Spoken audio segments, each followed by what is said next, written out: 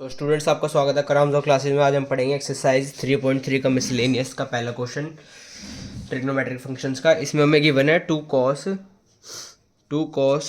Pi by two cos 9 pi by 13 plus cos 3 pi by 13 plus cos 5 pi by 13। अब इसको कैसे कर सकते हैं? इसमें साफ साफ दिख रहा है, ये तो साथ में मल्टीप्लाई में है, मगर ये जो है हमारा cos 3 pi by 13 plus cos 5 pi by 13, यहाँ पे कौन सा फॉर्मूला लग रहा है? कॉस ए प्लस बी का। और cos A plus cos B किसके बराबर होता है? 2 cos A plus B by two into cos A minus B by two. ठीक है, अब इसमें इन दोनों में ये लग जाएगा सीधा डायरेक्ट, तो इसमें नीचे लिखेंगे लेफ्ट हैंड साइड प्रूव कर रहे हैं तो L H S 2 cos pi by two into cos 9 pi by 13 cos A plus B. तो क्या लिखेंगे? प्लस 2 कॉस, अगर डिफरेंट कोई दिक्कत लग रही है तो ये हमारा ए है, यहाँ पे बी है, यहाँ पे अलग से लिख भी सकते हैं। तो ए प्लस बी क्या आ जाएगा? 3 पाए बाय 13 प्लस 5 पाए बाय 13 बाय टू। अब यहाँ पे क्या है? कॉस और क्या है? ए माइनस बी। तो 3 पाए बाय 13 माइनस 5 पाए बाय 13 बाय टू। तो ये तो एज इट इज़ रहेगा हमारा 2 cos pi by two into cos 9 pi by 13 plus 2 cos 5 और 8 हमारा क्या हो जाएगा? अब 5 और 3 8 पाए, और ये 2/1 लेंगे तो इसको रेसिप्रोकल होगा, तो यहाँ पे 1 मल्टीप्लाई होगा, नीचे डिनोमिनेटर में 2 मल्टीप्लाई होगा। तो 13 हमारा एलसीएम था, 13 इंटू टू आपका आ जाएगा 26, यह आ जाएगा 4/13।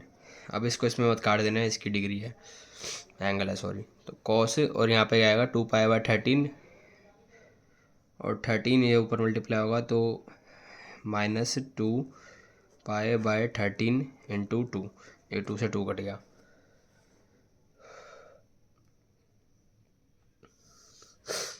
ठीक है, अब यहाँ तो कोई इशू नहीं है। अब इसी को इसमें सिंप्लीफाई करके लिख लो। 2 cos pi bye two into cos 9 pi by 13 plus 2 cos, ये कितना आया था? 4 पाई बाय 13 इंटू कॉस, और ये माइनस है तो माइनस में कॉस या फिर कॉस या फिर सेकेंड से अंदर अगर वो इसके अंदर एंगल माइनस होता तो क्या करता है? उसको नेगलीफाई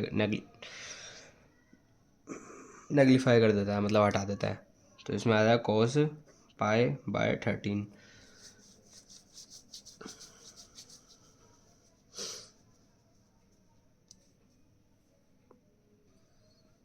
ठीक है, अब यहाँ पे एक इशू था इसके क्वेश्चन में, 1/13 है, ये मैं इसलिए कन्फ्यूज हो रहा था थोड़ा, तो यहाँ पे 1/13 आ रहा है।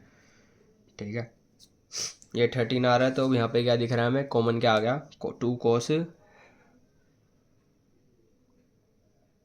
2 या मल्टीप्लाई में ना, हाँ। तो 2 कॉस पाई बाय 13 हमारा क्या आ रहा है? कॉमन आ रहा है। तो 2 कॉस पाई बाय 13 हमने कॉमन ले लिया, अंदर क्या रह गया?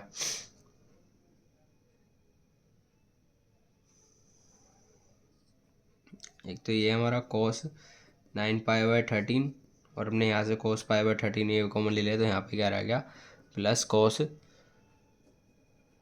4 पाई बाय 13। अब ये कॉमन रह गया, तो इसमें क्या दिख रहा है? Cos A plus cos B. अब cos A plus cos B लग रहा है यहाँ पे, तो cos A plus cos B क्या होता है हमारा? Cos A plus cos B is equal to 2 cos A plus B by two into cos A minus B by two. अब इसमें ये लग रहा है तो ये तो भारी रहेगा हमारा। 2 cos pi by 13 into cos A plus B, तो क्या रहेगा यहाँ पे? 2 कॉस ये हमारा ए है, ये बी है, तो पहले लिख रखा 2 कॉस ए प्लस बी। तो 9 pi by 13 plus 4 pi by 13 by two और into cos A minus B by two. तो 9 pi by 13 minus 4 pi by 13 by 2। यहाँ पे जगह कम पड़ रही है, पेज लगा दो।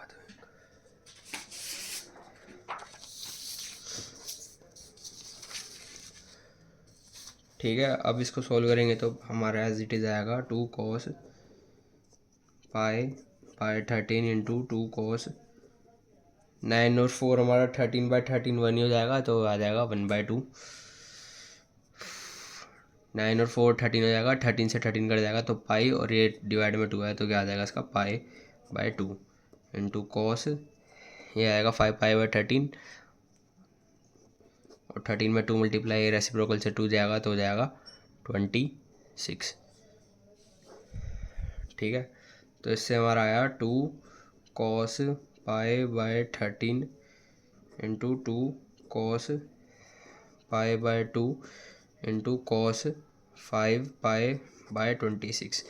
अब हमारा पाई/2 का हमें पता है, कॉस पाई/2 हमारा किसके बराबर होता है, कॉस पाई/2 हमारा किसके बराबर होता है, इक्वल टू 0। पीछे हुआ था ना कॉस 90 हमारा क्या होता है, 0 होता है। तो ये सारा का सारा 0 से मल्टीप्लाई हो तो सारा का सारा क्या हो जाएगा, 0। तो 2 cos पाई/13, ये मल्टीप्लाई में 2, इसकी जगह 0 लिख दो, इंटू कॉस 5 पाई/26 इज इक्वल टू 0। तो यहाँ पे हमारा क्या आ गया, LHS is equal to RHS, hence proved. वैसे मैं फॉर्मूला ढंग से लगाना था, बाकी तो आसान क्वेश्चन था। आई होप आप सबको समझ आया होगा। करामजो क्लासेस को लाइक एंड सब्सक्राइब करें। धन्यवाद।